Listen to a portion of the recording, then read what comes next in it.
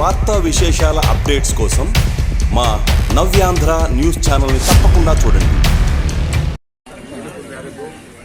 4వ తేదీన దాదాపు 1000 కోట్ల దినంగా ప్రకటించడం జరిగింది. దాదాపు రాష్ట్ర వ్యాప్తంగా అన్ని నియోజకవర్గాల్లో కూడా వేలాది మందిగా ప్రజానికి అంతా కూడా తరలి వచ్చి, ఎందుకంటే చంద్రబాబు నాయుడు గారు ఎన్నికల ముందు ఆయన ఇచ్చిన హామీలు దాదాపు సూపర్ 6 కావచ్చు, 140 హామీలు ఇచ్చారు. కనీసం ఆయన ఈరోజు అధికారం 1 సంవత్సరం అయిపోయింది. ఇప్పటి వరకు ఎవరికి ఏ చిన్నది కూడా చేసిన పాపాను దాఖలాలు లేవు, పాపాను బాగలేదు. ఇలాంటిది ఎందుకంటే విద్యా సంస్థలన్నీ కూడా మొదలైనాయి. ఆ రోజు తల్లికి వందనం అని ఆ రోజు ఇంటికి పోయి ఓట్లకు ముందు నీకు 15,000, నీకు 15,000, నీకు 15,000, ఇంటికి 50,000 వస్తుందని ఆశ కల్పించడం జరిగింది. అదేవిధంగా మహిళలకు అందరికీ కూడా చంపేస్తామని చెప్పడం జరిగింది. నిరుద్యోగ వృద్ధి ఇస్తామని చెప్పడం జరిగింది. ఎన్నో హామీలు ఇచ్చారు.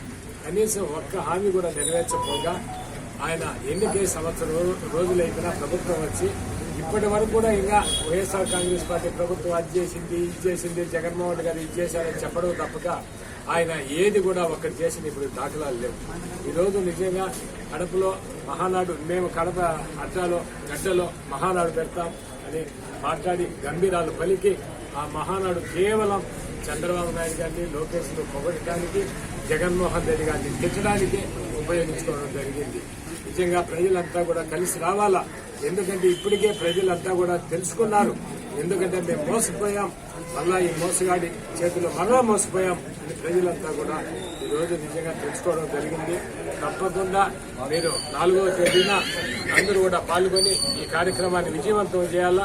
ఎందుకంటే వైఎస్ఆర్ కాంగ్రెస్ పార్టీ ఎప్పుడు కూడా ప్రజల పక్షాన నిలిచి వాళ్ళు ఇచ్చిన హామీలు నెరవేర్చేదానికోసం, మెడలు వచ్చేదానికోసం తప్పకుండా ప్రయత్నం చేస్తుంది. తప్పకుండా అందరూ కూడా పాల్గొని విజయవంతం చేయాలని రాజంపల్లి నియోజకవర్గ ప్రజలందరికీ కూడా తెలుపుతున్నారు. మరిన్ని వార్తా విశేషాల అప్డేట్స్ కోసం మా నవ్యాంధ్ర న్యూస్ ఛానల్ని తప్పకుండా చూడండి.